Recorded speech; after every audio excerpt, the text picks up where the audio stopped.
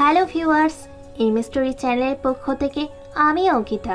আমাদের ভিডিওগুলোর নোটিফিকেশন সবার আগে পেতে হলে নিচে থাকা সাবস্ক্রাইব বাটনটি ক্লিক করে পাশে থাকা বেল আইকনটি প্রেস করে রাখুন।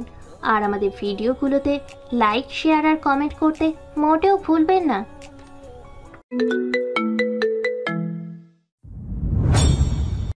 আমাদের কোম্পানিটা একটা সময় গিয়ে আমাদের কোম্পানির দেশের টপ নিয়ে গেলাম। আর তখন তুই প্রতি ইন্টারে, আর তোর ছোট ভাই ছিল মনে হয় 4 বছরের। তোর আব্বু গিয়ে ছিল ঢাকাতে একটা জরুরি মিটিং করতে। আমারও যাওয়ার কথা, কিন্তু আমার অসুস্থতার জন্য যেতে পারিনি। তোর আব্বার সেখান থেকে আসার কথা ছিল পরের দিন, কিন্তু তোর বাবা পরের দিন আর আসলো না। আমি তোর আব্বুর ফোনে যতবার কল দিলাম ততবার বন্ধ বলতে অনেক চিন্তা হয়েছিল। তাই এখানকার পুলিশকে জানাই। পরে তারা বলল তোর আব্বু নাকি ড্রাগস সহ ধরা পড়ছে এবং সে নাকি মেয়ে প্রচারের সাথে জড়িত ছিল। তাই তাকে পুলিশে ধরছে এবং ধরা অবস্থা তোর আব্বু নেশাগ্রস্ত ছিল। এইসব শুনে আমার একটুও বিশ্বাস হচ্ছিল না। তাই আমি সাথে সাথে ঢাকার উদ্দেশ্যে রওনা দিলাম। সেখানকার থানাতে গিয়ে দেখি আসলে সত্যি তোর আব্বু নেশা করেছে এবং জেলের এক কোণায় বসে আবুল তাবুল বকছে। অনেক রাগ হয়েছিল, নিজের মধ্যে রাগ কন্ট্রোল করে তোর আব্বুকে জেল থেকে সারিয়ে বাড়ি নিয়ে আসলাম। তারপরের দিন রাগের মাথায় অনেক কিছু বললাম। তোর আব্বু আমাকে কিছু বলতে চাইছিল, বাট আমি শুনিনি। পরে রাগের মাথায় বলে দিলাম, তুই আমার বাড়ি থেকে বের হয়ে যা। এটা বলতে তোর আব্বু আর কিছু না বলে বাড়ি থেকে বের হয়ে যেতে লাগলো। তখন তোর আম্মু আর তুই বলছিলি যে বাড়িতে যে বাড়িতে আমার বাবার জায়গা নেই সেখানে আমরাও থাকবো না। তারপর তোরা বাড়ি থেকে বের হয়ে চলে গেলি, কিন্তু পরে তোদেরকে অনেক খুঁজি কিন্তু পাইনি। একদিনও তো তোর আব্বুকে দেখছিলাম, কিন্তু আমার সাথে কথা বলেনি। তারপর অনেক চেষ্টা করলাম, তারপরও তোদের পাইনি। আচ্ছা বাবা, এখন তুমি বলো কি হয়েছিল সেই দিন? আমি গিয়েছিলাম মিটিং করতে এবং মিটিং কাটি শেষে ডিল আমরা পাই। পরে একটা পার্টির আয়োজন করে সেখানে আমাকে যেতে বলেছে, আর আমি না করে দিলাম, কিন্তু তারা অনেক জোরাজুরি করে আমাকে পার্টিতে নিয়ে যায়। সেখানে গিয়ে কিছুক্ষণ থাকতে একটা ওয়েটার শরবত নিয়ে আসলো আর খেলাম। এরপর আমার কিছু মনে নেই। আচ্ছা বাবা, কোম্পানির নাম কি ছিল? আর আর ও আচ্ছা। আচ্ছা, তোর অ্যাক্সিডেন্ট কখন হলো মিরাজ? 1 বছর আগে আমি আর রফিক বন্ধুদের সাথে আড্ডা দিয়ে আসার সময় হয়েছিল। তখন আমি বলে উঠলাম, এটা অ্যাক্সিডেন্ট না বাবা, আর আঙ্কেলকে মারার প্ল্যান ছিল। আমার এই কথা শুনে বাবা অবাক হয়ে বলে উঠলো, তুই কেমনে জানিস? তারপর আমি একে একে সব বলতে লাগলাম। আমার কথা শুনে বাবা বলে উঠলো, কি আর করবো, ওরও তো কিছু করতে পারবো না আমরা। হুম। এটা শুনে আমি একটা মুচকে হাসি দিলাম। তখন দাদু বলে উঠলো, আহমদ, এবার রুমে যাও, বৌমা অপেক্ষা করছে। দাদু আর একটু থাকি? না, অনেক রাত হয়ে গিয়েছে, থাকতে হবে না। তারপর এক ধরনের জোর করে আমাকে সেখান থেকে পাঠিয়ে দিল। এখন দাঁড়িয়ে আছি নিজের রুমের সামনে, ভেতরে যেতে ভয় করছে, কারণ আজ থেকে এখানে বড় গুন্ডি থাকবে। আমি বুকে এক বালতি সাহস নিয়ে রুমে ঢুকে দেখি বউ আমার বিছানায় বসে আছে। আমার উপস্থিতি টের পেয়ে যে নীলা বিছানা থেকে নেমে কোমরে শাড়ি গুজে কি যেন খুঁজতে লাগলো। আমি তো মনে করছি বউ আমাকে সালাম করতে আসছে, কিন্তু সে তো কিছু খুঁজতেছে। নীলা, কি খুঁজতেছো? আমি ঝাড়ু খুঁজতেছি। ওই তো আলমারি উপরে আছে। ধন্যবাদ। দিয়ে আলমারির উপর থেকে ঝাড়ু নিয়ে আমার সামনে এসে কিছু না বলে একটা বাড়ি দিল। আহ, ও মা গো, মারছো কেন? কি দোষ করছি? মনে মনে বললাম, একে বলে নিজের পায়ে নিজেই কুড়াল মারা। যদি জানতাম ঝাড়ু আমাকে মারার জন্য খুঁজতেছে, পুরো জীবনেও বলতাম না। নীলা একটু রাগী গলায় বলল, কি দোষ করছো মানে? কয়টা বাজে? এখন কি তোর রুমে আসার সময়? সবাই মিলে আড্ডা দিতে দেরি হয়ে গেল। তো আসলি কেন? সেখানে আড্ডা দিতি। যা, সেখানে আড্ডা দিলে তুমি বুঝি নয় পাবে না, তাই তো চলে আসলাম। আইছে দরদ দেখাইতে। আচ্ছা সরি, আর এমন করবো না। নীলার হাত ধরে বললাম। ওই ছাড় আমাকে, আমার হাত ধরবি না। এটা বলে একটা ঝটকা দিয়ে হাত সরে নিল নীলা আর বলল, আগে দেরি করে আসার জন্য শাস্তি পেতে হবে, তারপর আমার হাত ধরবি। কিসের শাস্তি? কান ধরে 20 বার উঠবোস করবা, তারপর আমাকে ধরবা। একটু বেশি হয়ে গেল না? আর একটু কম করলে হয়তো। না, এটা কম হচ্ছে। এই 50 বার কান ধরে উঠবোস করো। নীলা। জানু, যেটা বলছি সেটা করো। কি আর করবো, আমার হিটলার বউ কইছে তার না পারে থাকি, তাই আমি আমার এক হাত দিয়ে আমার কান ধরলাম, আর এক হাত দিয়ে নীলার কান ধরলাম। এটা কি হলো? তুমি আমার কান ধরলা কেন? ওমা, তুমি এখন আমার বউ, আর স্বামী স্ত্রী হচ্ছে একে অপরের পরিপূরক, তাই আমার সাথে তুমি উদ্বস করবা আর তাড়াতাড়ি হয়ে যাবে। তুমি সত্যি একটা ফাজিল ছেলে। আজকে একটা স্পেশাল রাত বলে বেঁচে গেলায়, আর যদি এমন হয় তারপর তোর খবর আছে। ওকে বস। আচ্ছা, এখন যদি অনুমতি পাই তাহলে দুইজন কি 2 রাকাত নামাজ পড়তে পারি? কেন না, চলো আজু বানিয়ে আসি। তারপর দুইজন উজু করে এসে 2 রাকাত নামাজ পড়ে পরবর্তী পথ চলার জন্য দোয়া করলাম। নীলা আমার বুকে মাথা রেখে শুয়ে আছে। আমার শোনো, বলো। আমার একটা বেবি লাগবে। ও, তা বেবি কেন লাগবে? তুমি নিজেই তো একটা বাচ্চা। কি বলি আমি বাচ্চা? দাঁড়া, এই বাচ্চা কি করতে পারে দেখাচ্ছি। এটা বলেই নীলা আমার পেটের উপর চড়ে বসলো। আমি বাচ্চা হলে আমার সাথে প্রেম করলি কেন, বিয়ে করলি কেন? আমি মনে হয় নিজে থেকে তোমার কাছে গিয়েছি, তুমি তো জোর করে প্রেম করে বিয়ে সব করলে। আচ্ছা, সব কিছু যখন জোর করে করছি, তাহলে আজ জোর করে তোমার লুটপাট করব। এই না না, এটা করিও না, আমি কিন্তু পোলার নির্যাতনের মামলা দেবো, কয়ে দিলাম। তোর যেটা ইচ্ছা সেটা করিস, এখন আমাকে আমার কাজ করতে দে। এই বলে নীলা আমার ঠোঁটের উপর হামলা করলো। আমি প্রথমে নিজেকে ছাড়াতে চাইলো, পরে আর ছাড়ালাম না। এরপর এগুলো আপনারা নিজেরাই বিয়ে করে জেনে নিয়েন। সকালবেলায় নীলা আমার বুকে মাথা গুজে আষ্টে পৃষ্ঠে জড়ে ধরে চোখ বন্ধ করে আসে। এমন সময় আমার ফোনটা বেজে উঠলো। আমি গভীর ঘুমে থাকাতে নীলা আমাকে না ডেকেই সে ফোন ধরতেই, good morning Ahmed. Good morning too. কে আপনি? আর আহমেদকে কিভাবে চেনেন? কে মানে? আমি আহমেদের হবু বউ। আহমেদ কোথায় তাকে দেন। আহমেদ তো আমার বুকে শুয়ে আছে। আপনার বুকে মানে? আমার স্বামী আমার বুকে তো থাকবে। স্বামী মানে? আহমেদ বিয়ে করলো কখন? এবং তো কালকে হয়েছে। না, আমি এটা বিশ্বাস করি না। আহমেদ এই কাজ করতে পারে না। আপনি আহমেদকে ফোনটা দেন। এদিকে আমি নীলার কথার আওয়াজে জেগে গেলাম। কি হয়েছে, ফোনে কার সাথে কথা বলতেছো? কে জানে, তোমাকে বলছে সে নাকি তোমার হবু বউ। কই, আমাকে দাও, আমি কথা বলি। এই যে, আপনার সাথে আহমেদ কথা বলবে, নেন কথা বলেন। তারপর আমি নীলার হাত থেকে ফোনটা নিয়ে, হ্যালো, কে বলছেন? আমি জেরিন বলছি। তুমি নাকি বিয়ে করেছো আর আমি জানি না। ও জেরিন, তুই? আমি বিয়ে করছি। ও, কাকে করেছো? নীলাকে। জেরিন এই কথা শুনে রাগে ফোন আচার দিয়ে ভেঙে ফেললো। না, এটা কিভাবে সম্ভব? এত কিছু করার পরও ওই মেয়েকে কিভাবে বিয়ে করলো আহমেদ? নীলা, তুই আমার জানকে বিয়ে করেছো তো, আমার কাছ থেকে কেড়ে নিয়েছো তো, কিন্তু তোকে আমি কিছুতেই সুখে থাকতে দিব না। আমি যে করে হোক আহমেদকে আমার করে নিব। জেরিন আরো অনেক কিছু বলতে লাগলো। এদিকে আমি হ্যালো হ্যালো বলে যাচ্ছি, কিন্তু ফোন কেটে গেল। আমি ফোন রাখতেই নীলা আমার দিকে রাগি মোটে তাকিয়ে বলল, জেরিন তোকে হবু স্বামী বললো কেন? আরে বন্ধু, তাই দুষ্টুমি করছিল। তোকে ওর সাথে কথা বলতে মানা করছিলাম না, তারপরে কথা বলি কেন? সরি, আর বলবো না। রাগ তোর সরি, তুই আমার সাথে আর কথা বলবি না। এটা বলে নীলা যখন ওয়াশরুমের দিকে যাবে, তখন আমি নীলার হাত ধরে টান দিয়ে আমার কাছে নিয়ে আসলাম। ওই কুত্তা, তুই আমাকে ধরলি কেন? ছাড়, আমাকে ছাড় বলছি। এত সুন্দর বউকে না ধরে পারি বলো? একদম ফ্ল্যাট করবি না বলে দিলাম। সরি বললাম তো বাবা, আর বলবো না ওর সাথে কথা।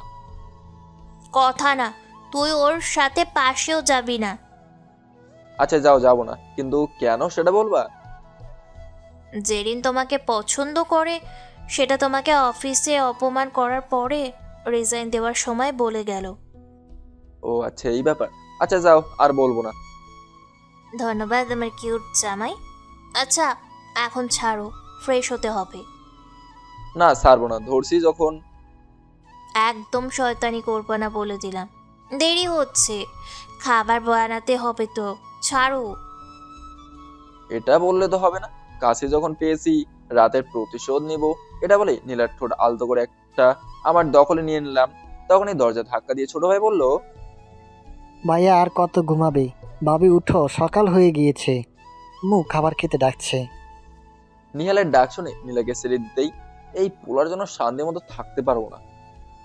এখানে আমার দেবরকে কিচ্ছু বলবে না, সব দোষ তোমার, তোমার জন্য দেরি হয়ে গিয়েছে। আচ্ছা দেরি যখন হচ্ছে চলো দুজন একসাথে ফ্রেশ হবো, এটা বলে নীলাকে কোলে করে ফ্রেশ হতে চলে গেলাম। দুজনে একসাথে ফ্রেশ হয়ে রেডি হয়ে নিচে আসলাম খাবার খেতে। সবাই মিলে হাসি মজা করে নাস্তা করে আমি রুমে চলে আসলাম। আর নীলা কাজে হাত বাড়িয়ে দিতেছে। আমি রুমে এসে ফোন টিপছি, এমন সময় একটা কল আসলো। আমি কল ধরে, আসসালামু আলাইকুম স্যার। ওয়ালাইকুম আসসালাম। কেমন কাটলো বিয়ের রাত? আমি স্যারের এমন কথা শুনে একটু অবাক আর লজ্জা পেলাম। থাক, আর লজ্জা পেতে হবে না। তোমাকে একটা কথা বলার জন্য ফোন দিয়েছি। জি স্যার বলেন। যদিও কেমনে বলবো ভেবে পাচ্ছি না, তারপরও বলছি তোমাকে, আমার সাথে জরুরিভাবে দেখা করতে হবে। আরে এমন ভাবে বলছেন কেন? আপনি আমার স্যার, আমাকে আদেশ করেন, শুধু কোথায় আসতে হবে? এই জায়গায় সকাল 10টার ভিতরে চলে আসো। ওকে স্যার, আমি এক্ষুনি বের হচ্ছি। সাথে কি কাউকে আনবো? না, কাউকে না, তুমি আসো। Okay sir. এই বলে ফোন কেটে দিয়ে বের হয়ে গেলাম। সবার থেকে বিদায় নিয়ে স্যারের দেওয়ার ঠিকানার উদ্দেশ্যে বের হয়ে পড়লাম। এদিকে এসকে কিছু কি ভাবছো? আমার কিচ্ছু আর সহ্য হচ্ছে না। আরে রিফাত, এত উতলা কেন হয়ে যাচ্ছিস? একটু সময় নিয়ে পরিস্থিতি ঠান্ডা হোক। উতলা হবে না, আমার 2 ছেলেকে ওই কুত্তার বাচ্চা মেরে ফেললো, আর তুই বলছিস আমি মাথা ঠান্ডা করব? দেখ, তোর শুধু ছেলে মরছে, আর আমার কোটি কোটি টাকা লস, আর আমি এখন ব্যবসাও করতে পারছি না। ছেলেটার খুব চালাক, শালাকে শালার জালে ফেলে মারবো, শুধু সময় পর অপেক্ষা। তুই এত বড় একজন। দেখ, ভুলেও আমার নাম বা পরিচয় বলবি না, এখানে দেওয়ালেরও কান আছে। আর আমি যত বড় কিছু হই না কেন, শালা একটা পাকা খেলোয়াড়, কোথা থেকে কি করবে তুইও টের পাবি না। তোর কথা তোর কাছে রাখ, তোর কথা মতো চলতে গেলে হয়তো দেখবো আমি নিজেই উপরে চলে যাব। থাক, তোকে আর কিছু করতে হবে না, যা করার আমি করছি। আজ কিছু মাল আর বিদেশ থেকে স্পেশাল ফোর্স নিয়ে আসতেছি। আগে ওই হালাকে, তারপর থেকে আমার রাজত্ব হবে এই দেশে। এটা বলে রিফাত রহমান রাগ দেখিয়ে হনন করে চলে গেল। তার চলে যাওয়ার দিকে তাকিয়ে এসকে একটা মুচকি হাস দিয়ে বলল, এটাও গেল তাহলে। তুই হয়তো ওই আহমেদ মালকে চিনিসই না, তাই এমন করছিস। কর, আমার সমস্যা নাই। এখন থেকে সবকিছুর আমার আগাও খাবো, গোড়াও খাবো। কই, একদিন ব্যবসাতে লস গেলে সমস্যা নাই। এদিকে আমি স্যারের দেওয়ার ঠিকানাতে পৌঁছে গেলাম। সেখানে গিয়ে দেখি স্যার বসে আছে। আচ্ছা, আমি স্যার স্যার বলছি কেন? তার পরিচয় কি? আচ্ছা এখন আমি বলি। স্যারের নাম হচ্ছে আব্দুর রাজ্জাক। তিনি চট্টগ্রাম বিভাগের আর্মির হেড অফিসার। এবং আমি সবাই জানে আমি এখন আর্মির চাকরি করি না, কিন্তু আমি স্যারের অধীনে এসকে কে ধরার জন্য সিক্রেট এজেন্ট হিসেবে আছি। এটা শুধু আমি আর স্যার জানে। তা ওই দিকের কি খবর? স্যার আস্তে আস্তে গোড়ায় পৌঁছচ্ছি। আচ্ছা, এই এসকে কে বা কোথা থেকে, তুমি তার কোনো খোঁজ পেয়েছো? না স্যার, তাকে আজ পর্যন্ত কেউ দেখেনি, তবে আমি তাকে খুঁজে বের করব। দেখেন স্যার। তোমার ওপর আমার পুরো বিশ্বাস আছে। স্যার আমার মনে হয় নাইম ছাড়াও এসকে এর লোক আরো আছে আমাদের স্পেশাল ফোর্সে। হতে পারে। আচ্ছা, আমি নিজামউদ্দিনকে বলে খোঁজ লাগাবো। ওকে স্যার, তা আমাকে এখানে ডাকার কারণ কি? খবর আছে আগামী 20 তারিখের মধ্যে দেশের ভিতরে অনেক মারাত্মক অস্ত্র ও বোমা আসবে। যদি এইসব আসে তাহলে কিন্তু এসকে এই দেশ ধ্বংস করে দিবে। আজ হচ্ছে 2 তারিখ, তার মানে আরো 18 দিন সময় আছে। সমস্যা নেই স্যার, আমি থাকতে এটা কোনোভাবেই সম্ভব হবে না। আর সব প্ল্যান করে রাখবো। ওকে, তুমি তোমার মতো করে করিও। আর স্যার এই মিশনের কথা যাতে কেউ না জানে। ওকে জানাবো না। আচ্ছা, আর একটা কথা, তুমি মন্ত্রী রিফাত রহমানকে ধরছো না কেন? তাকে ধরলে সব সমাধান হয়ে যায়। স্যার আপনি জানেন না ওই শালা তার প্রথম ছেলে মরার পর তার হালকা কুকর্ম জানাজানি হতেই লুকিয়ে আছে। এখন তার আরেক ছেলে গেছে, এখন তার সব খারাপ কাজ লোক যে জানে, এখন কি করে বের করবে? তাহলে খোঁজ লাগাও। ওই শয়তানকে খুঁজতেছি, পাচ্ছি না। ওকে, এখানে বেশিক্ষণ থাকা ভালো হবে না, দরকার হলে কল দিব, কেমন? Okay sir. তারপর আমি আমার মতো আর স্যারের কথা মতো করে চলে গেলাম। বাড়ি যাওয়ার পথে ফুচকা দেখতে পেলাম, তাই দেরি না করে নীলার জন্য ফুচকা নিয়ে আবার গাড়ি চালাতে শুরু করলাম। কিছুক্ষণের মধ্যেই বাসায় চলে আসলাম। তারপর রুমে ঢুকে দেখি নীলা আয়নার সামনে বসে চুল শুকাচ্ছে।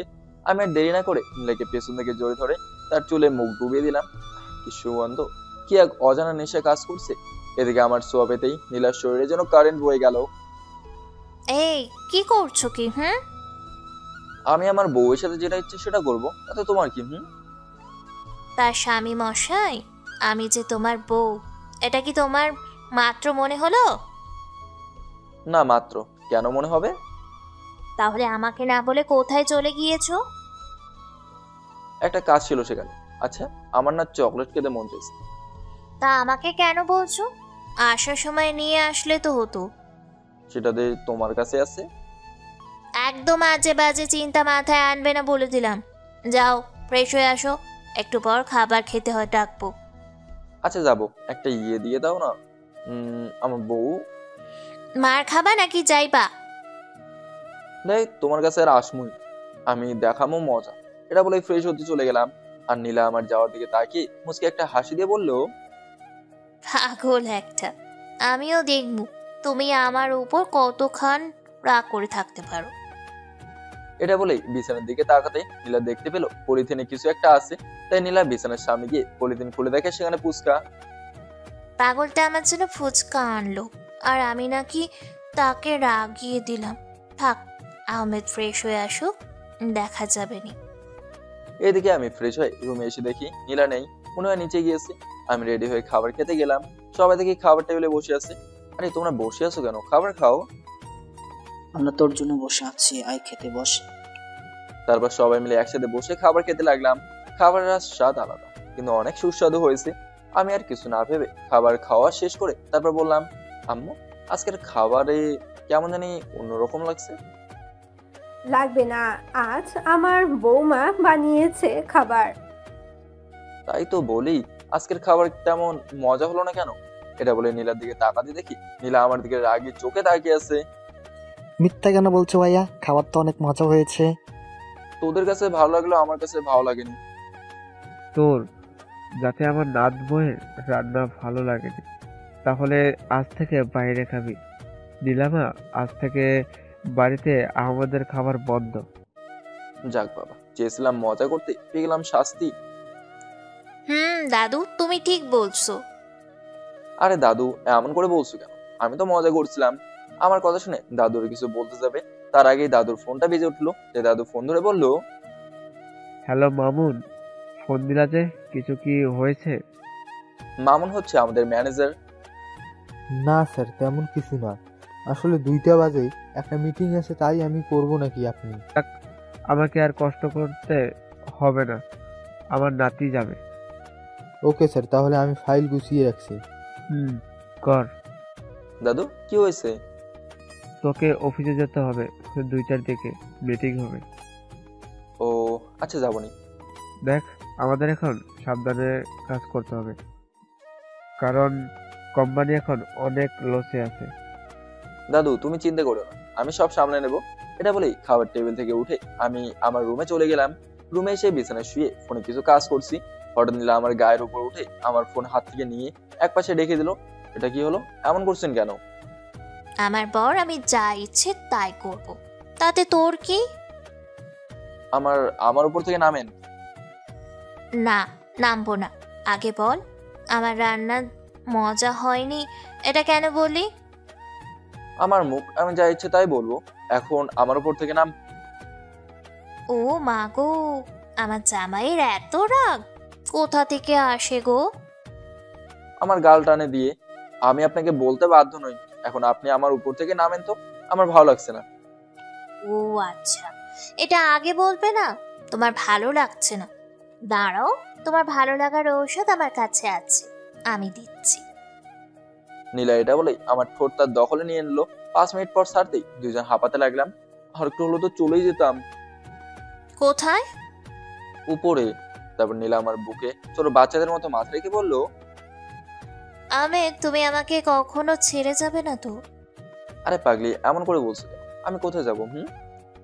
আমেদ, বিশ্বাস করো, আমি তোমাকে অনেক ভালোবাসি। আমিও আমার রাগী বসকে অনেক অনেক ভালোবাসি। তারপর নীলার সাথে হাসি মজার কথা বলতে লাগলাম। এভাবে কথা বলতে বলতে দেখি অফিস যাওয়ার টাইম হয়ে গেল। তারপর আমি আর দেরি না করে রেডি হয়ে নীলাকে বললাম, তোমার আর আমার ভাইয়ের জন্য ফুচকা আনছিলাম, খেয়ে নিও। আমি অফিসে গেলাম, আল্লাহ হাফিজ। এটা বলে রুম থেকে বের হয়ে দাদু বাবা আম্মুর থেকে দোয়া নিয়ে অফিসের উদ্দেশ্যে রওনা দিলাম। কিছুক্ষণের মধ্যেই অফিসে আসতেই সবাই স্বাগত জানাতে লাগলো। নতুন এমডি বলে কথা। সবার শেষে একটা মেয়ে বলে উঠলো, অভিনন্দন স্যার। আমি মেয়েটার হাত থেকে ফুলগুলো নিয়ে একটা মুচকে হাসি দিয়ে কেবিনে চলে গেলাম। আমার পেছন পেছন ম্যানেজার আঙ্কেলও আসতে লাগলো। তা আহমেদ বাবা, কেমন লাগছে তোমার কেবিন? আসলে আগে আমি মাঝে মধ্যে অফিসে আসলে ম্যানেজার আঙ্কেল আমাকে অনেক আদর করতো, একদম নিজের ছেলের মতো করে। আর যদি আমাকে স্যার বলতো তখন আমি রাগ করতাম। আমি মানা করছি স্যার বলতে, তাই ম্যানেজার আঙ্কেল আমার নাম ধরে ডাকে। আঙ্কেল, অনেক সুন্দর লাগছে। তা মিটিং কখন? ম্যানেজার আঙ্কেল, তারা তো চলে এসেছে, এখন যদি আপনি বলেন তাহলে মিটিং রুমে গিয়ে মিটিং করতে পারি। ওকে, চলেন আঙ্কেল। তারপর আমি আঙ্কেলের থেকে ফাইলের সবকিছু বুঝে নিয়ে আমি আর আঙ্কেল মিটিং রুমে গেলাম। সেখানে প্রায় 2 ঘন্টা মিটিং করার পর আমরা প্রজেক্টটা পেলাম। অনেক খুশি লাগছে, জীবনের প্রথম মিটিং আর এত সফল। নিজের মধ্যেই একটা ভাব চলে আসছি।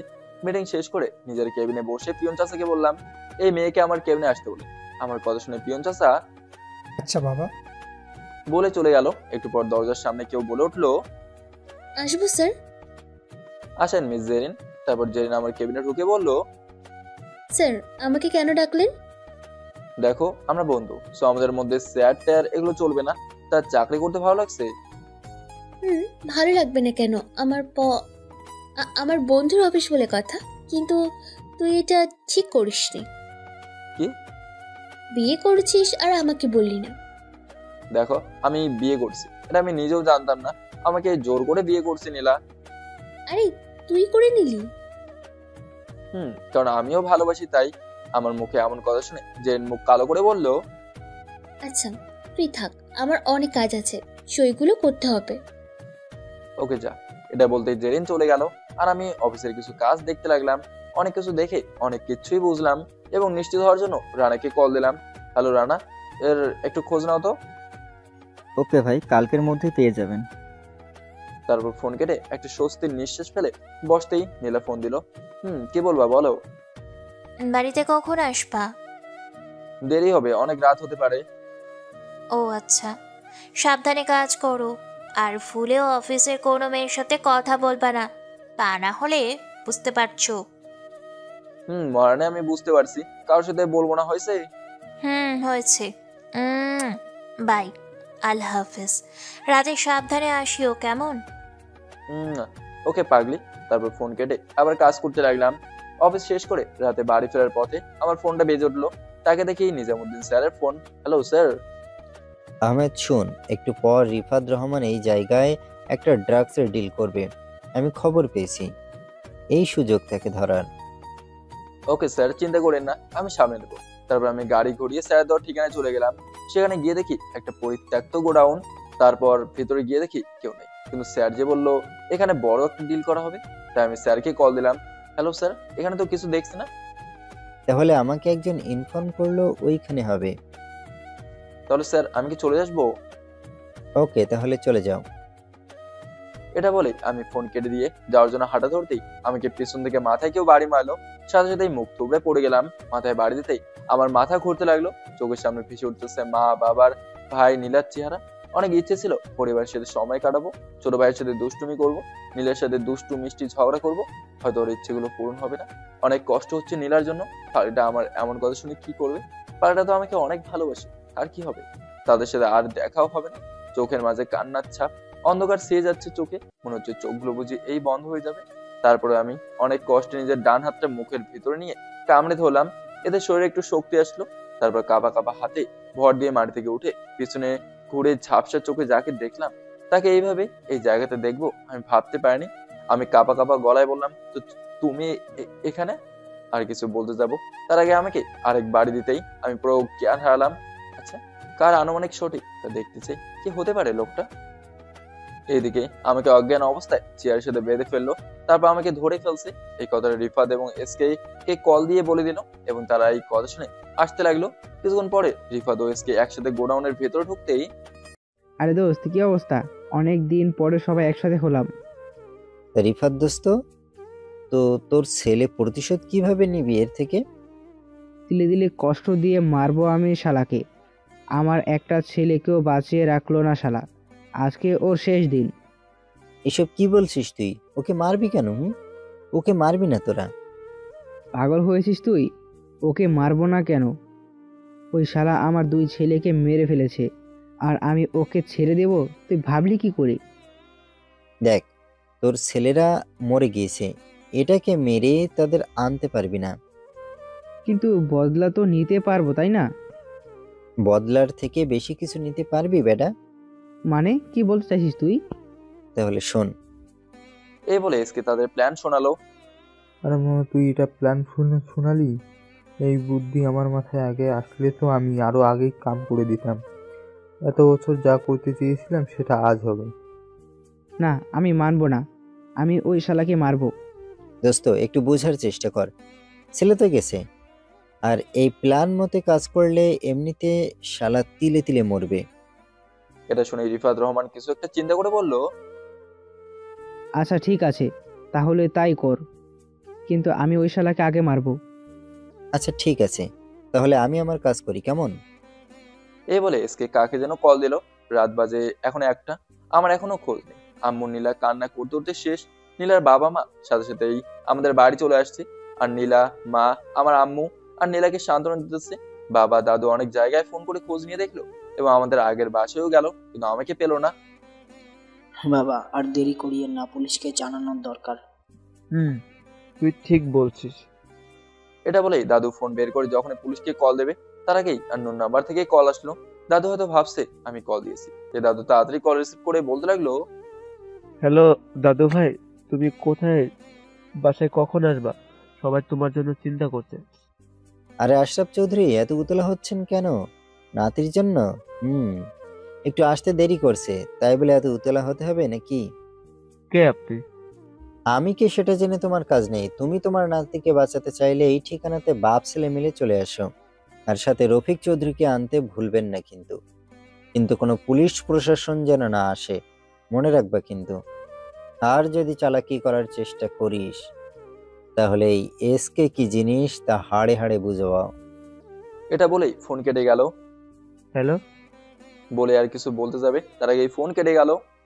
বাবা, কি হয়েছে? এসকে আহমদকে কিডন্যাপ করা হয়েছে এবং তাকে বাঁচাতে হলে এই ঠিকানা যেতে বলছে আমাকে আর তোকে। মনে হয় প্রতিশোধ নিতে এমন করছে। আচ্ছা চলো যাই, আর পুলিশকে ইনফর্ম করিও। পুলিশকে বলতে মানা করছে। আর এসকে কে তুই চিনিস? তার লোকেও থাকতে পারে, পুলিশে তখন ভেজাল হবে। তার চেয়ে বরং কথা বলার টাইম নেই, চলো। এটা বলেই দাদু, বাবা আর রফিক আঙ্কেল হাঁটাতে হলো। বাবা হাঁটতে পারছে না, সেটা কি কারণে আপনারা জানেন। তারপর বাবা এলবো স্টিক দিয়ে তাড়াতাড়ি করে হাঁটতে লাগলো। একটু পর গাড়ির কাছে এসে গাড়িতে উঠে গাড়ি নিয়ে ঠিকানার উদ্দেশ্যে রওনা দিল। এদিকে এসকে বলতে লাগলো, ওই তোরা কই? এই শালাকে এখন ঘুম থেকে তোল, অনেক ঘুমিয়েছে। এটা বলতেই সেখানে থেকে একটা ছেলে গিয়ে এক বালতি পানি আমার মুখে মারলো। আমার মুখে পানি পড়তেই আমার জ্ঞান ফিরলো। মাথাটা প্রচুর ব্যথা করছে, মাথায় ঝিম ধরে আছে, চোখগুলো খুলতেও চেয়েও খুলতে পারছে না। তারপর অনেক কষ্ট করে চোখ খুলতেই আমার সামনে একজন এসে বলল, কি অবস্থা বাবা? অনেক কষ্ট হচ্ছে বুঝি? আমার সামনে কে আছে কিছুই ভালোভাবে দেখতে পাচ্ছি না, সব ঝাপসা লাগছে, কিন্তু কণ্ঠটা অনেক পরিচিত। এই বাবাকে আবার একটু পানি দাও তো। এটা বলতেই একটা ছেলে এসে আমার মুখে আবার পানি মারলো। এবার সবকিছু ঠিকঠাক দেখছি। কি বাবা, এবার ঠিকঠাক দেখছো তো? তুমি এটা করতে পারলে মামুন আঙ্কেল? আপনারা ঠিক শুনেছেন, এটা হচ্ছে আমাদের অফিসের ম্যানেজার। করতে পারলাম, কারণ তুই যদি অফিসে থাকিস তাহলে আমি কিছু করতে পারবো না। আর আমি বুঝতে পারছি অতি তাড়াতাড়ি বাস খাবো, তাই তুই আমাকে বাস দেওয়ার আগেই আমি তোকে দিয়ে দিলাম। তোমাকে নিজের আপন চাচার মতো ভাবতাম, আর তুমি এই তার প্রতিদান দিলে। তুমি তো আমাকে অনেক ভালোবাসতে। কিসের ভালোবাসা? টাকার কাছে কি ভালোবাসা বড়? যেখানে টাকার জন্য উপকার ভুলে তোর বাপকে মিথ্যা অপবাদ দিয়ে নিজের অফিস থেকে বের করে দিলাম, সেখানে আমি বাঁচার জন্য তোকে মারতে কতক্ষণ? তার মানে তুই আমার বাবাকে মিথ্যা অপবাদ দিয়েছিলি? আরে শুধু এটা না, তোর বাবাকে মারার প্ল্যানও করছি, বাট কি আর করবো, শালার তো বেঁচে গিয়েছি। জানিস তোর দাদুকেও মেরে দিতাম, বাট পারলাম না। যখন তোর দাদুকে মারতে যাব তার আগে জানতে পারলাম তোর দাদু যদি সম্পত্তি কারণ আমি না লিখে মারা যায় তাহলে সব তোদের এতিমখানায় চলে যাবে। তাই তো বুদ্ধি করে তোর মার সাথে তোর দাদুর দেখা করিয়ে দিলাম। বাবা, দাদু কি করলো না তোর জন্য? তোকে পথ থেকে তুলে এনে দয়া করে চাকরি দিল, আর তুই উপকারের এই প্রতিদান দিলি? তোকে তো আমি ছাড়বো না। তোর জন্য আমাদের অনেক কষ্ট সহ্য করতে হয়েছে। আগে চারদিক তাকা ভাই। এই কথা শুনে চারিদিকে তাকে দেখি অনেক ছেলে পেলে। হঠাৎ একদিকে চোখ যেতেই তাদের দিকে তাকে থাকলাম, কারণ তাদের এখানে আমি আশা করতে পারিনি। একজন হচ্ছে রিফাত রহমান, আরেকজনকে তা জানি না, কারণ মুখে মাস্ক পরা। কি রিফাত রহমান এসকে শালার তো দেখি অনেক সাহস। আমার ডেরাতে বসে আছে, আবার আমাকেই ধমক দিতেছে। এটা শুনেই বুঝতে পারলাম মাস্ক পরা লোকটা হলো এসকে। মামুন মিয়ার কথা শুনে রিফাত রহমান আর এসকে আমার সামনে আসলো। রিফাত রহমান কিছু না বলেই আমাকে এলো পাথরে মারতে লাগলো। আমাকে মারতে মারতে মুখ দিয়ে রক্ত বের করে দিল। তখন মামুন মিয়া, আরে আরে কি করছিস তুই? শালা মরে গেলে আমার কিছু করতে পারবো না।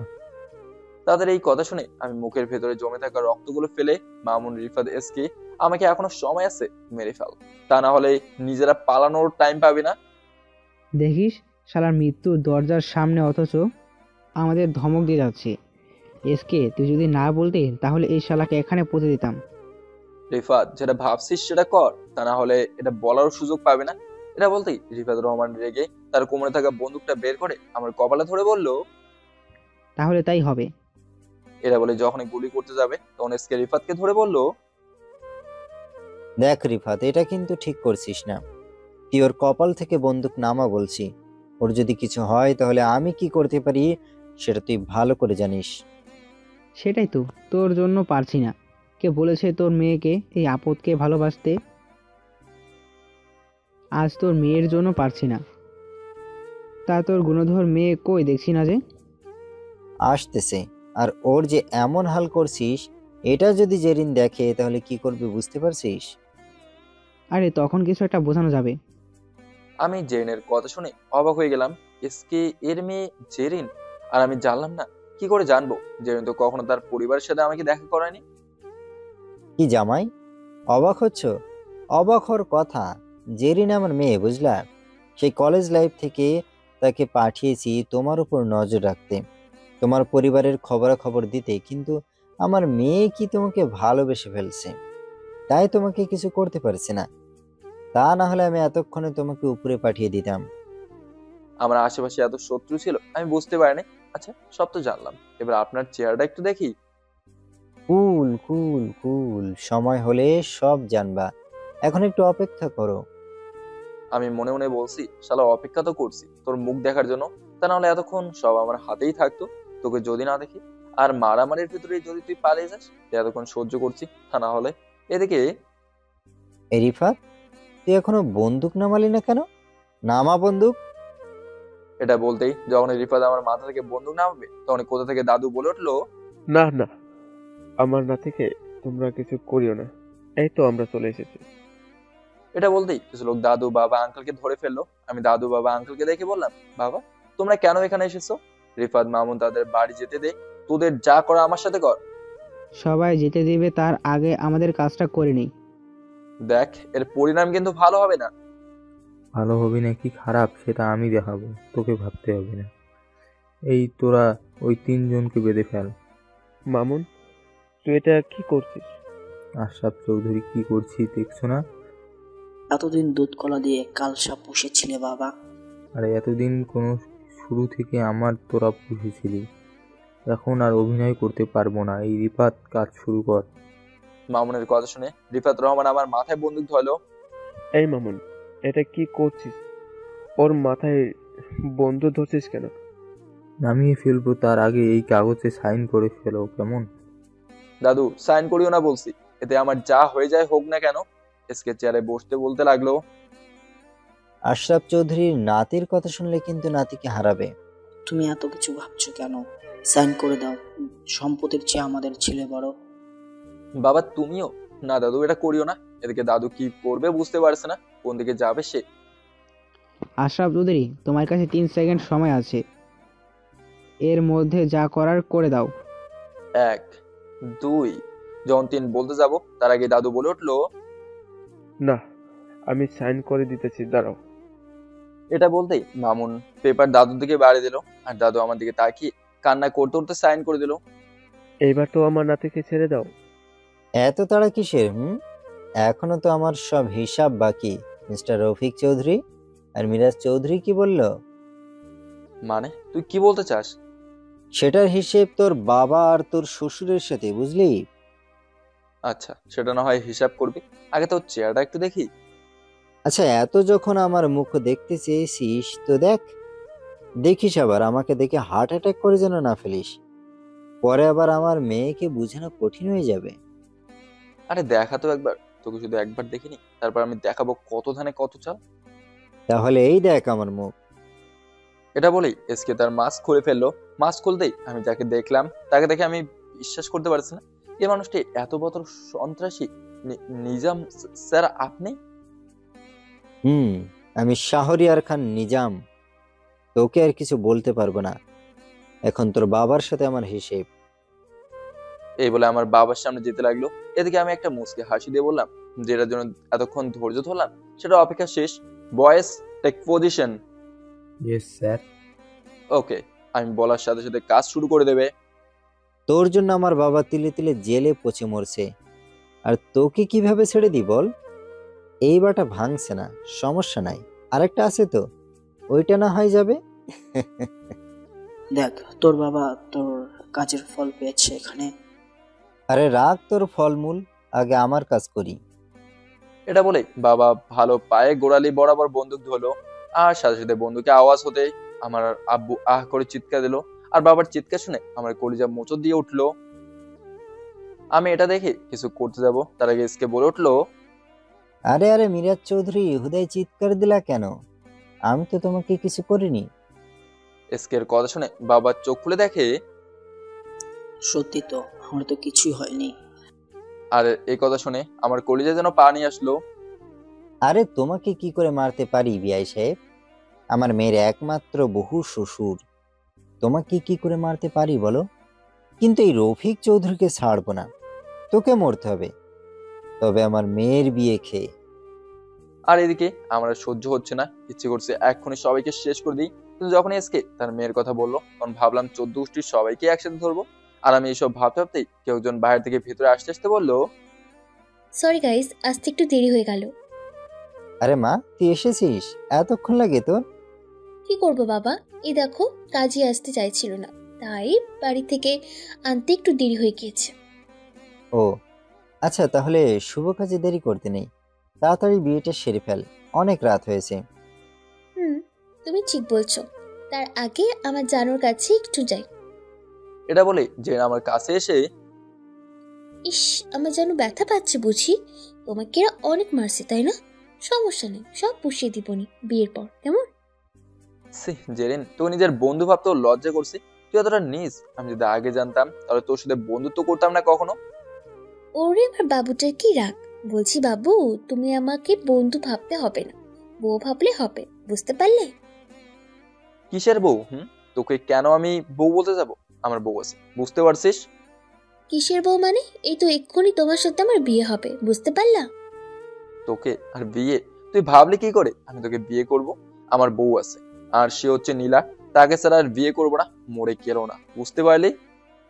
আরে কুল বেবি, আমি তো জানি তুমি মরে গেলেও আমাকে বিয়ে করবে না, কিন্তু তোমার বদলে যদি অন্য কেউ মরতে চাই তখন কি হবে বাবু? মানে তুই কি বলতে চাইছিস? মানে খুব সোজা, তুই যদি আমাকে বিয়ে করতে রাজি না হোস তাহলে তোর দাদু, বাবা, শ্বশুর সবাই এখানে মারা যাবে। বয়স কাজ শুরু কর। জেরিনের কথা মতো কিছু লোক গিয়ে বাবা দাদুর আঙ্কেলের মাথায় বন্দুক ধরলো, আর এদিকে মামুন, রিফাত, নিজাম চেয়ারে বসে আমাদের কাণ্ড দেখছে আর হাসতেছে। জামাইবাবু রাজি হয়ে যাও, তা না হলে একে পরিবর্তে 3 একটু ভেবে দেখো। এদিকে বাবা বলতে লাগলো, আহমদ, আমাদের যাই হোক যাক, তোর পরে এই মেয়েকে বিয়ে করবি না বলে দিলাম।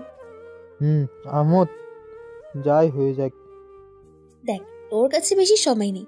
তোর জন্য এরা 3 জন মরবে তো মরবে, সাথে আর 3 জন আত্মরা হয়ে বেঁচে থাকবে। আর তো অপরাধী হবি তুই, তোর জন্য এমনটা হবে। কি হলো, কি করবি? হয়তো বিয়ে, না হলে তোর সামনে তোর আপন মানুষদের মৃত্যু। জেরিন আমাকে কিছুক্ষণ ভাবতে দে।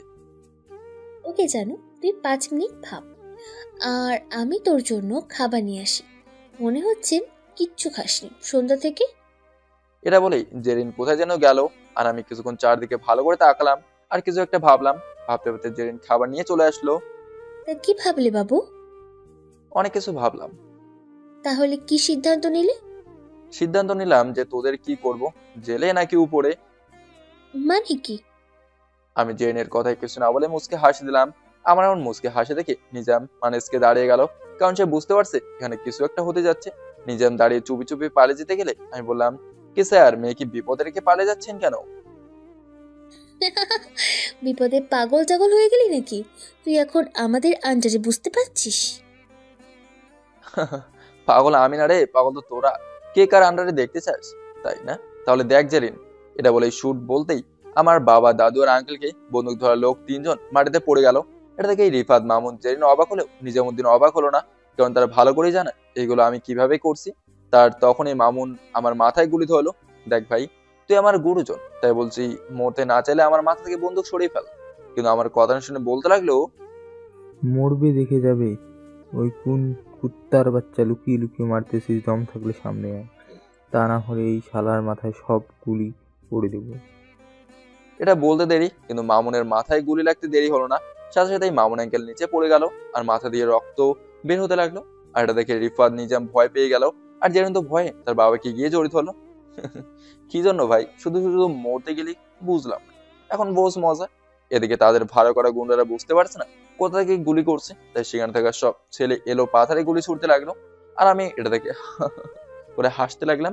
আমার এমন হাসি দেখে রিফাত ভয়ে রেখে আগুন হয়ে চিৎকার দিয়ে বললো, আরে গাধার দল, বাইরে গুলি না করে ওই আহমদ শালার দিকে গুলি ছুড়বে না বেটা, ওই শালা আমাদের বন্ধুকে মেরে দিয়েছে। আর এই কথা শুনে সব ছেলে পেলে আমার দিকে ঘুরতে যাবে তার আগে বুলেট দিয়ে তাদের বুক ঝাঁঝরা করে দিল আমার লোকেরা। আর লুকিয়ে থাকা আমার লোক এসে সবাইকে ঘিরে ফেললো। এসব কি হচ্ছে তা কেউ বুঝতে পারছে না, কি থেকে কি হয়ে গেল। তখন আমি নিজামুদ্দিনকে উদ্দেশ্য বললাম, এত অবাক হয়ে লাভ নাই, আপনি জানতেন না আমি কি জিনিস, তো আমাকে নিজের মেয়ের জামাই করতে বাঁচিয়ে রাখছেন। এখন বাপ মেয়ের জেলে বসে ভাবিয়েন এসব কেমনে হয়েছে। এই রানা, বড় স্যারকে খবর দে, পুরো প্যাকেজ ধরা পড়ছে, আর একজন আমার বাঁধন খুলে দে। ওকে ভাই। এটা বলেই রানা রাজ্জাক স্যারকে কল দিল, আর আমাকে একজন এসে হাত পা খুলে দিতেই আমি বাবা দাদুর কাছে দৌড়ে গিয়ে তাদের সবার বাঁধন খুলে দিয়ে বলতে লাগলাম, তোমরা ঠিক আছো তো? তোমাদের কিছু হয়নি তো? না বাবা, আমাদের কিছু হয়নি, কিন্তু তুই তো দেখি অনেক ব্যথা পেয়েছিস। আরে ছাড়ো তো এইসব, এগুলো কিছু না। তোমরা সুন্দর করে সিনেমা দেখো কেমন, আমি ওদের দেখে আসতেছি। এটা বলে আমি তাদের দিকে ফিরতে দেখি রানা 4 জনকে ধরে বেঁধে ফেলছে। তারপর আমি তাদের সামনে গিয়ে বললাম, দেখ, তোদের বন্ধু উপরে চলে গেছে, আর তোরা যা করছিস এবং যা করার চেষ্টা করতে যাচ্ছিস, এগুলো দেখে আমার মনে হয় না তোদের বাঁচার অধিকার আছে। আহমেদ, আমি তো কিছু করিনি, আমাকে কেন মারবে? আমি তো তোমাকে পেতে চেয়েছি, শুধু কারণ আমি তোমাকে ভালোবাসি। চুপ, একদম চুপ। এটাকে ভালোবাসা বলে না, পাগলামি বলে। তুই যদি আমাকে ভালোবাসতিস তাহলে আমার খুশির চিন্তা করতি, তা না করে আমাকে বিয়ে করতে আমার পরিবারকে মারতে চেয়েছিস। যেমন বাপ তেমন বাচ্চা। তবে তোকে মারবো না, তোকে শাস্তি পেতে হবে। আহমেদ, আমাকে ছেড়ে দাও, আমি তো তোমার স্যার। তোর স্যারের গোষ্ঠী মারি, শালা তুই স্যার হওয়ার যোগ্যতাই নেই। তুই ভাবলে কি করে চট্টগ্রাম শহরের টপ সন্ত্রাসী হলি, তাও তোকে ছেড়ে দেবো শালা। আহমদ প্লিজ আমাদের ছেড়ে দে, আমার 2 ছেলেকে তো উপরে গেছে, আমি না হয় এখানে থেকে পাপের বোঝা কমাই। তুই এখানে থাকলে তাদের আরো কষ্ট হবে, তাই উপরে যাওয়ার ভালো। এবার 2 জন বলে উঠলো, আমাদের ভুল হয়ে গেছে। আর কখনোই ভুল করব না, প্লিজ আমাদের ভালো হওয়ার সুযোগ দে। মৃত্যু যখন কাছে আসে তখন সবাই এমন বলে। আচ্ছা, তোরা যখন ভুল বুঝতে পারছিস তাহলে একটা সুযোগ দেওয়া যাক। আমার কথা শুনে তারা তো মহা খুশি, তবে তার আগে আমার কিছু কাজ করতে হবে। কি কাজ? আমরা সব করব, তাও তুই আমাদের মারিস না। আচ্ছা ওকে, রিফাত রহমান এই কাগজগুলোতে সাইন করতো। কিসের কাগজ? এটা হচ্ছে তোর আরবিআই গ্রুপ অফ কোম্পানির দলিল, যেটা এখন আমার নামে করে দিবি। কার এই কোম্পানি ভালো পজিশনে গিয়েছে আমার কোম্পানির কারণে। এই কোম্পানিতে যত টাকা ইনভেস্ট হয়েছে সব আমাদের কোম্পানির টাকা, তাই কোম্পানিও আমাদের বেশি। কথা না বলে সাইন কর, যদি বাঁচতে চাস তো। আমার কথা শেষ হতেই রিফাত রহমান সাইন করে দিল। নিজামুদ্দিন এই কাগজে তুই সাইন কর, যে একটু আগে আমাদের কাছ থেকে নিয়েছিস। আমার কথা মতো নিজামুদ্দিন কাগজে সাইন করে দিল। গুড। এখন রিফাত তুই বল, আমার বাপের মিথ্যা অপবাদ দিলি কেন?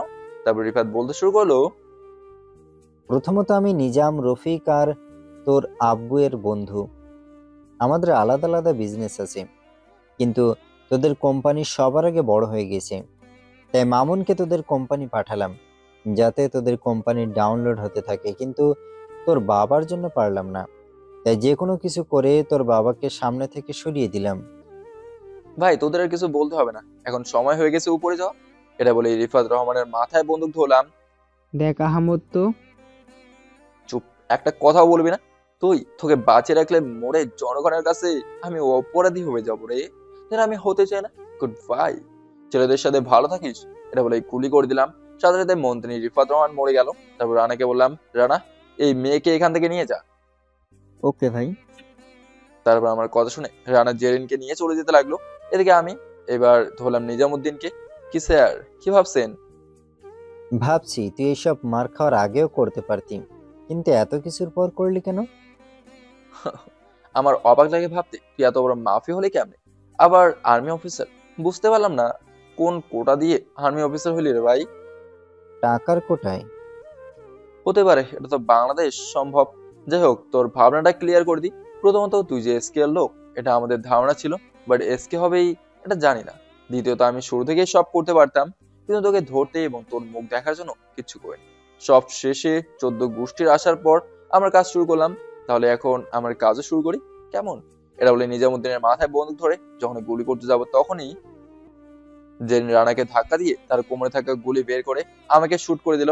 সাথে সাথে আমি অনুভব করলাম আমার পেটে কেউ গুলি মারছে। আমি পেট ধরে নিজামুদ্দিনের মাথায় গুলি করে বসে পড়লাম। আর তখন আমার লোক জেরিনকে 4-5টা গুলি করে দিল। আমি তোকে ভালোবাসি, আর আমি যদি তোকে না পাই তাহলে কাউকে হতে দিব না। এখন মরেও শান্তি পাবো। এটা বলেই চটপট করতে করতেই জ্ঞান হারালো। আর এদিকে দাদু রফিক আঙ্কেল দৌড়ে আমার কাছে এসে আমাকে ধরে বলল, এই না, তাড়াতাড়ি অ্যাম্বুলেন্স ডাক। আর আমি তো দাদুর দিকে তাকে একটা হাসি দিলাম, কারণ আমার কেমন জানি মনে হচ্ছে আজ আমি গভীর ঘুমে তলিয়ে যাব, যেখান থেকে আমাকে আর তুলতে পারবে না কেউ। কারণ এক তো আমার প্রচুর ব্যথা, আর একটু গুলি খেলাম। একবার চোখ বন্ধ করতেই পরিবারের সবার মুখ ভেসে উঠলো। জানি না তাদের সাথে আর কখনো দেখা হবে কিনা। দাদু, আজ আমি সফল, আর আমি দেশের জন্য লড়াই করে মরতেছি। এটা বলিস না, তুই আবার আমাদের মাঝে আসবি। তুই চোখ খোলা রাখ দাদু ভাই, আমরা আছি, তোর কিছু হবে না, আমরা আছি তো দাদু ভাই। দাদুর কথা শুনে মুচকি একটা হাসি দিয়ে বললাম, দাদু ভাই, বাবা, মা, নিয়ালকে দেখে রাখো কেমন, কারণ আমি ছাড়া তো তাদের কেউ ছিল না। রফিক আঙ্কেল কান্না করতে করতে বলছে, এমন কথা বলিও না বাবা, তোমার কিচ্ছু হবে না, দেখিও। আঙ্কেল নীলাকে সামনে দেখিয়েন, ওর যাতে কিছু না হয়। আর ওকে বলবেন আমার জন্য একদম কান্না না করে। তখনই আমার বাবা এসে বলতে লাগলো, তুই যদি এমন কথা আর বলিস তাহলে তোকে একদমই মেরে ফেলবো। এটা শুনে আমি একটা মুচকে হাসি দিয়ে বললাম, তোমরা আমাকে ভুলিও না বাবা। দাদু ভালো থেকো, আমার জন্য একদম কষ্ট পেও না। এটা বলে জ্ঞান হারালাম। আমি চোখ খুলতেই নিজেকে নিজের রুমে আবিষ্কার করলাম।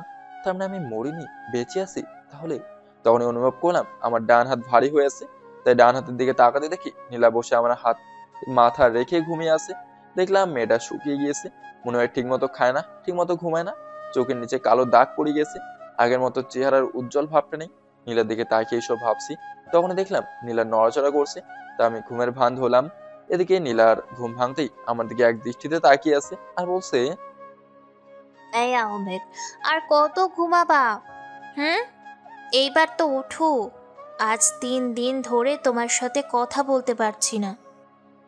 আমি তো অবাক, আমি 3 দিন ধরে অজ্ঞান হয়েছিলাম। তুমি আমার ওপরে রাগ করেছো ওই দিনের জন্য? যদি রাগ করে থাকো তাহলে সরি বাবু, তারপরে আমার সাথে কথা বলো। এই, তুমি যদি আমার সাথে আর কথা না বলো তাহলে আমি তোমার সাথে আর কথা বলবো না বলে দিলাম। প্লিজ ওঠো, প্লিজ প্লিজ ওঠো না, আমি যে আর অপেক্ষা করতে পারছি না। বলে আমাকে জোরে জোরে কান্না করতে লাগলো। এদিকে আমি নীলার কথাগুলো শুনে কি করব বুঝতে পারছি না। মেয়েটা আমাকে অনেক ভালোবাসে, আর কষ্ট দিলে হবে না, তাই আমি নীলাকে জড়ি ধরলাম। এদিকে নীলা জড়ি ধরে কান্না করার সময় হঠাৎ অনুভব করলো তার পেছনে হাত দিয়ে জড়ি ধরছে। নীলার পেছনে মাথা ঘুরিয়ে দেখে আমার হাত, কিন্তু নীলা কিছু না বলে আবার কান্না করতে করতে বললো, তুমি আমাকে প্রতিদিন এইভাবে জড়িয়ে ধরো, কিন্তু যখনই সবাইকে ডাকতে যাই তখন তুমি আগের মতো ঘুমিয়ে থাকো।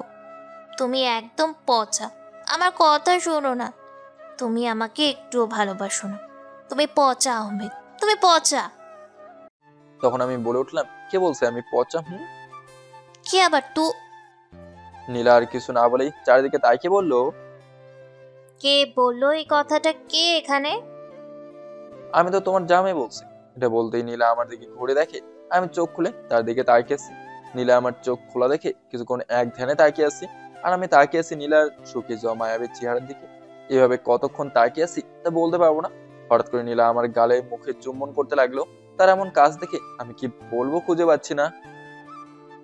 আহমেদ, তোমার ঘুম ভাঙছে তাহলে? পাগলে, আমার ঘুম ভাঙছে। আচ্ছা তুমি শুয়ে থাকো, আমি সবাইকে খুশি কথা বলে আসি।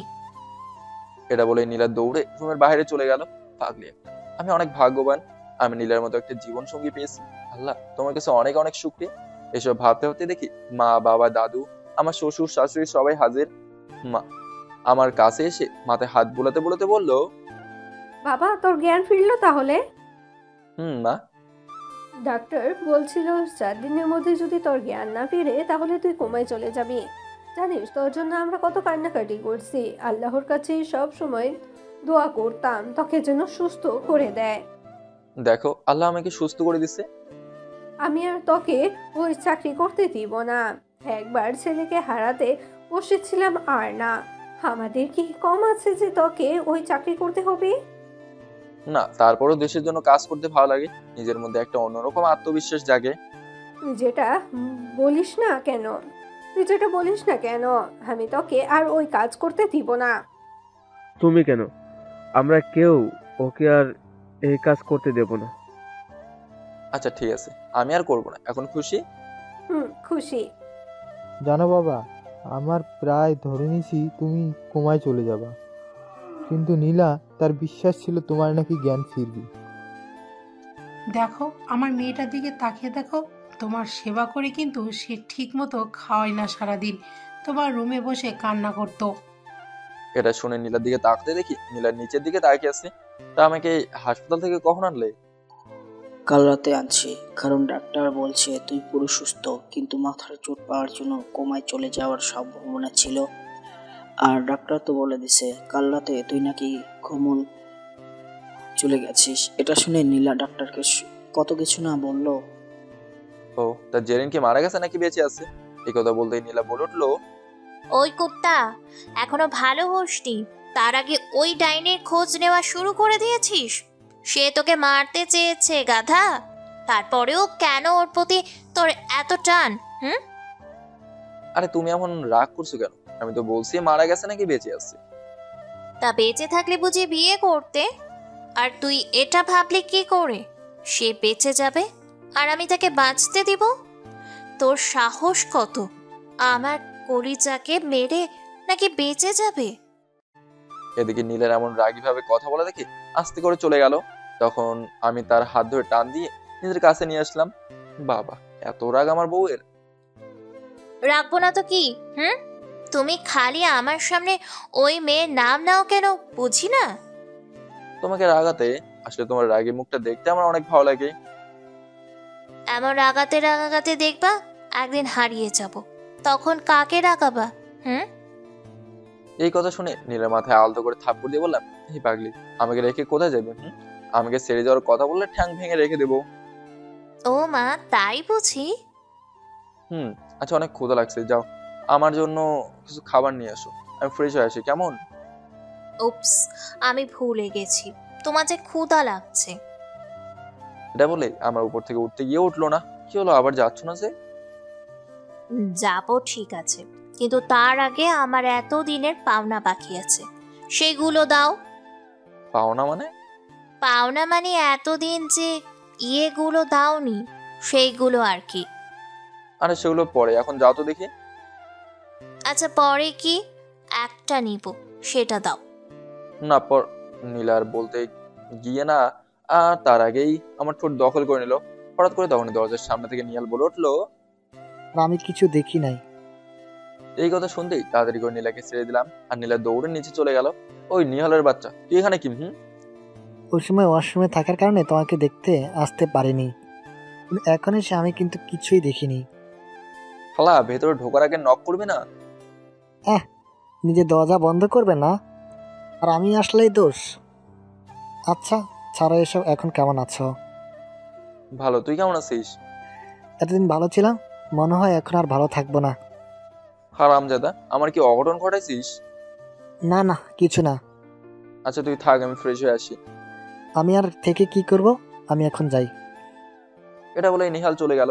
আমি ফ্রেশ হতে গেলাম, জামা খুলতে দেখি পেটে এখনো ব্যান্ডেজ লাগানো। জেনকে আমি কত ভালো বন্ধু মনে করতাম, আর সে আমার সাথে এমন করলো। আফসোস লাগে মেয়েটার জন্য। বাপ তো গেল, মেয়েকেও নিয়ে গেল। চিন্তা করছি আন্টির জন্য, তার কি হবে জানি, তবে আশা করি উনি ভালো থাকবে। তারপর অনেক সাবধানে ফ্রেশ হয়ে রুমে যেতেই দেখি নীলা খাবার নিয়ে বসে আসছে। তুমি এসেছো, বসো এখানে, আমি খাইয়ে দিই তোমাকে। লাগবে না, আমি খেতে পারবো। চুপচাপ বসে থাকো, আমি বলছি খাইয়ে দিব মানে খাইয়ে দিব। নীলার রাগ দেখে আমি চুপচাপ বসে পড়লাম, আর নীলা আমাকে খাইয়ে দিতে লাগলো, আর আমি নীলাকে। মেয়েটা একদম বাচ্চাদের মতো, যেটা বায়না ধরবে সেটা করেই ছাড়বে। এই জন্যই তাকে আমি এত ভালোবাসি। দুইজনে খাওয়া দাওয়া শেষ করতেই নীলা প্লেট নিয়ে নিচে চলে গেল, আর আমি ফোনটা নিয়ে রাজ্জাক স্যারকে কল দিলাম। স্যার আসসালামু আলাইকুম, কি অবস্থা? আরে আহমদ, সুস্থ হলো কখন? এই তো সকালে জ্ঞান ফিরল। তাহলে আমি দুদিন পর একটা অনুষ্ঠানের আয়োজন করছি, তোমাকে সম্মাননা দিতে, কেমন? স্যার এইসবের কিছু দরকার নেই। কোনো দরকার নেই, এত সাহসিকতার সাথে দেশকে তুমি রক্ষা করছো, আর তুমি বলছো এটার দরকার নেই? স্যার না, আমার এইসব লাগবে না, তবে আপনাকে একটা কথা বলতে ফোন করছি। কি কথা? আমি আর এই চাকরি করব না। কি বলছো? এসব চাকরি করবে না কেন? স্যার আমার পরিবার চায় আমি এই চাকরি না করি এবং তাদের সাথে থাকি, তাই। ওকে, তোমার ইচ্ছা, এখানে আমার কি করার আছে? ওকে স্যার, আজ রাখি, দরকার হলে কখনো স্মরণ করবেন, এই আর কি। ওকে বাই, তোমাকে অনেক মিস করব আহমদ। এই বলেই ফোন কেটে দিলাম। তখনই মা, বাবা, দাদু, নিহাল, নীলা সব আমার রুমে এসে বসলো। কি ব্যাপার, সবাই একসাথে? অনেক দিন হয়ে গেল, সবার মুখে হাসি চলে গেছে, পরিবার থেকে আড্ডা গল্প এইসব চলে গেছে। নীলের কথা শুনে সবাই হাসতে লাগলো, আর সবাই মিলে হাসি ঠাট্টা করবো কেমন। তখন নিহাল বলে উঠলো, আচ্ছা ভাই, তোর আর ভাবির ভালোবাসা কেমনে হলো? আচ্ছা তাহলে শোন। তারপর সবাইকে শুরু থেকে সব বলে দিলাম। বাবা, এত ভালোবাসা! তাহলে আমি রিক্সার থেকে নামার সময় একটা মেয়েকে ঠাপ্পড় দেব, তারপর থেকে আমাদের কাহিনী শুরু হবে, আর ভাবির মতো মেয়ে না হলে বিয়েই করব না। এইভাবে সবাই মিলে হাসি মজা করতে করতেই আজকের দিনটা এইভাবেই কেটে গেল। রাতে খাওয়া দাওয়া শেষ করে বিছানায় শুয়ে ফোন টিপতেছি, তখন নীলা এসে আমার ফোন কেড়ে নিল। ফোন কেন নিছো? দাও, ফোন দাও। আজকে আর ফোন দিব না, সেই সকাল থেকে ফোন নিয়ে, তা না হলে সবার সাথে কথা বলছো, কিন্তু এইদিকে আমি যে একা পড়ে আছি সেটা তার খেয়ালে নেই। ও মা, তাই বুঝি? হুম। আচ্ছা বুকে আসো, তুমি আমাকে জোরে ধরে রাখো, আর আমি তোমার সাথে গল্প করবো না, কেমন? না, আমি গল্প করব না, তাহলে কি? আমি তোমাকে জড়িয়ে ধরে ঘুমাবো। আচ্ছা এই ব্যাপার, আসো জোরে ধরে ঘুমাও। আমি বলতে দেরি, নীলা আমাকে জোরে ধরে আমার বুকে মাথা রেখে গুড়ি শুটে মেরে শুয়ে পড়লো। পাগল একটা, পুরো বাচ্চা মেয়ের মতো করে। তারপর আমি নীলাকে জোরে ধরে শুয়ে পড়লাম। কিছুক্ষণ না যেতেই নীলা আবার বলে উঠলো, এই শোনো। আমি ঘুম ঘুম চোখে বললাম, কি বলো? সকালে তো তোমার ভাইয়ের জন্য পাওনাটা নিতে পারলাম না, এখন তাহলে নিই? উল্টা পাল্টা চিন্তা বাদ দিয়ে ঘুমাও তো। এখন বলবা তো আমাকে ঘুমাতে, আমি পুরনো হয়ে গেছি না, তাই আমাকে আর ভালো লাগে না। আমি কিছু বললে হবে না, তবে না রকম বাহানা। যাও, লাগবে না কিছু, ঘুমাও। এটা বলে নীলা আমাকে ছেড়ে দিয়ে অন্যদিকে ঘুরে শুয়ে পড়লো। যাক বাবু, আমি তো এমনি বললাম, এতে এত রাগ? এমনি বলনি, সত্যি বলেছ তুমি। তুমি এখন আর আমাকে ভালোবাসো না, কারণ আমি পুরনো হয়ে গেছি। কে বললো তুমি পুরাতন হয়ে গেছো? তুমি আমার কাছে সব সময় নতুন, আর আমি তোমাকে সব সময় ভালোবাসবো। আসো, বুকে আসো বাবু। দরকার নাই তোমার বুকে যাওয়া, আমি এখানেই ঠিক আছি। পাগলি, মনে হয় বেশি রাগ করছে। তাই আমি নীলাকে জোরে ধরে বললাম, আচ্ছা সরি, আর এমন কথা বলবো না। তুমি যত পাও না সব মিটিয়ে ফেলো। ছাড়ো আমাকে, আদিকে তো দেখাতে হবে না, যাও ঘুমাও। এই যে আমার নীলা পাগলি, দেখো কান ধরে সরি বলছি, এমন কথা আর বলবো না। কান ধরতে হবে না, তাহলে? আমাকে প্রপোজ করতে হবে। তাহলে এই ব্যাপার। তারপর আমি বিছানায় বসলাম আর নীলাকেও টেনে তুললাম। তারপর আমি বলতে শুরু করলাম, আমি প্রেমিক তা জানি না, ভালোবাসে কি তা বুঝি না, আমি শুধু এতটুকু বুঝি, আমি তোমাকে চাই। তোমার হাতে হাত রেখে জ্যোৎস্না আলো ভরা চাঁদ দেখতে চাই। আমি চাই শীতের সকালে দুজন এক চাদরে খালি পায়ে সেই শিশির ভেসা ঘাসে হাঁটতে চাই। আমি শুধু চাই তুমি আমার 4-5টা বাবুর আম্মু হবে। থাকবে কি আমার ইচ্ছে পূরণের সাথী হয়ে সারা জীবন। হবে কি আমার ফাজেল বাচ্চার মা হয়ে। আমি এই কথাগুলো বলেই 2 হাত 2 দিকে ছাড়িয়ে দিলাম। আর সাথে সাথে নীলামকে জড়িয়ে ধরে বলল, থাকবো তোমার ইচ্ছে পূরণের সাথী হয়ে, হব তোমার বাচ্চার আম্মু হয়ে। তার জামাই সাহেব? বলো বউ সাহেবা। তা শুধু কি বাচ্চার আম্মু হতে বললে হয়ে যাব নাকি? না তো, কাল সকালে নিয়ে আসবনি মার্কেট থেকে, কেমন?